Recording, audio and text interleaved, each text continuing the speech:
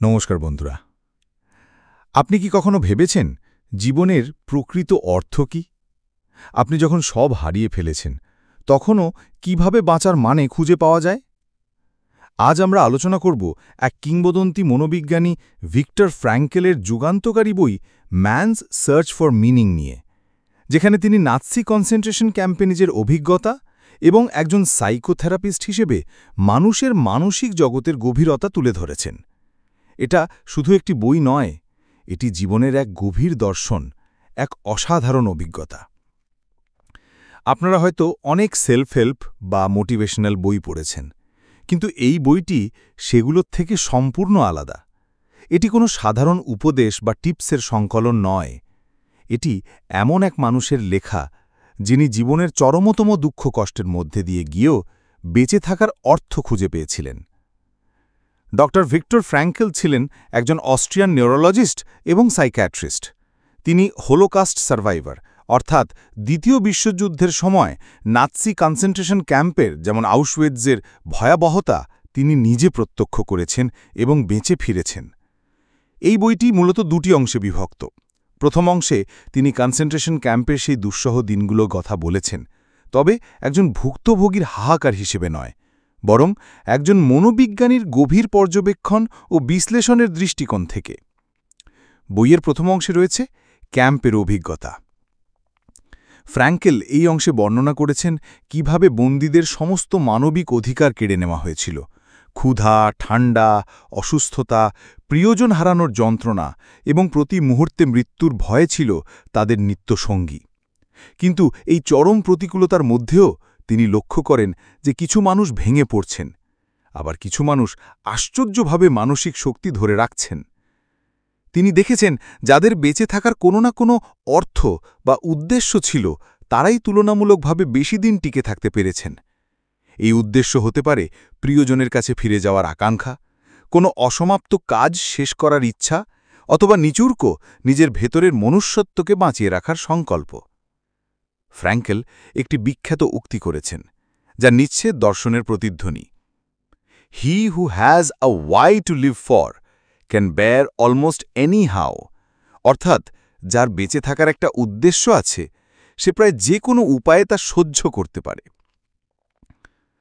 বইয়ের দ্বিতীয় অংশ, লোগোথেরাপি। বইয়ের দ্বিতীয় অংশে ফ্র্যাঙ্কেল তার নিজস্ব সাইকোথেরাপিউটিক পদ্ধতি লোগোথেরাপির মূল ধারণাগুলো ব্যাখ্যা করেছেন। লোগোস একটি গ্রিক শব্দ, যার অর্থ। লোগোথেরাপির মূল কথা হল মানুষের প্রধান চালিকা শক্তি হল জীবনের অর্থ খুঁজে পাওয়া। ফ্র্যাঙ্কেলের মতে 3টি প্রধান উপায়ে মানুষ জীবনের অর্থ খুঁজে পেতে পারে। 1. কোনো কাজ করা বা কিছু সৃষ্টি করার মাধ্যমে, যেমন নিজের পেশা, শিল্পকর্ম বা যে কোনো সৃজনশীল কাজের মাধ্যমে। 2. কোনো কিছু অনুভব করা বা কারো সাথে সম্পর্কের মাধ্যমে, যেমন প্রকৃতি, শিল্পকলা বা কোনো মানুষের প্রতি গভীর ভালোবাসা অনুভব করার মাধ্যমে। 3. অনিবার্য দুঃখ কষ্টের প্রতি আমাদের মনোভাবের মাধ্যমে। যখন পরিস্থিতি পরিবর্তন করা সম্ভব নয়, তখন আমরা সেই পরিস্থিতির প্রতি আমাদের নিজেদের মনোভাব পরিবর্তন করতে পারি। ফ্র্যাঙ্কেল দেখিয়েছেন দুঃখ কষ্টের মধ্যেও অর্থ খুঁজে পাওয়া সম্ভব, যদি আমরা সেই কষ্টকে সাহসিকতার সাথে গ্রহণ করি এবং তা থেকে শেখার চেষ্টা করি।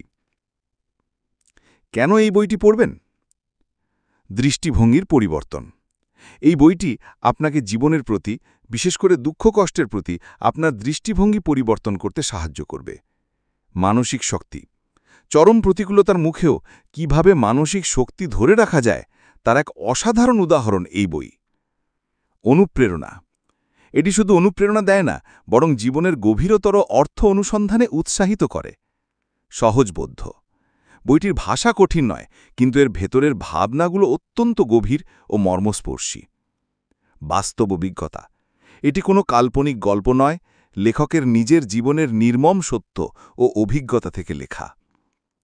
কারা এই বইটি পড়তে নহেন? আমি মনে করি এই বইটি প্রত্যেকের পড়া উচিত, বিশেষ করে যারা জীবনের কোনো কঠিন সময়ের মধ্যে দিয়ে যাচ্ছেন, যারা হতাশায় ভুগছেন বা যারা জীবনের উদ্দেশ্য নিয়ে সন্দিহান। তাদের জন্য এই বইটি আলোর দিশা দেখাতে পারে। তবে শুধু তারাই নন, যারা মানব মন, মনোবিজ্ঞান এবং দর্শনের প্রতি আগ্রহী, তারাও এই বই থেকে অনেক কিছু শিখতে পারবেন। আমার ব্যক্তিগত অনুভূতি। এই বইটি পড়ার পর আমার মনে হয়েছে আমাদের দৈনন্দিন জীবনের ছোটখাটো সমস্যাগুলো আসলে কত তুচ্ছ। ফ্র্যাঙ্কেল যে ভয়াবহতার মুখোমুখি হয়েছিলেন তার তুলনায় আমাদের সমস্যাগুলো কিছুই না। বইটি আমাকে শিখিয়েছে পরিস্থিতি যতই খারাপ হোক না কেন, নিজের প্রতিক্রিয়া বেছে নেবার স্বাধীনতা সব সময় আমাদের হাতে থাকে এবং এই স্বাধীনতার সঠিক ব্যবহারই আমাদের মানুষ হিসেবে বাঁচিয়ে রাখে।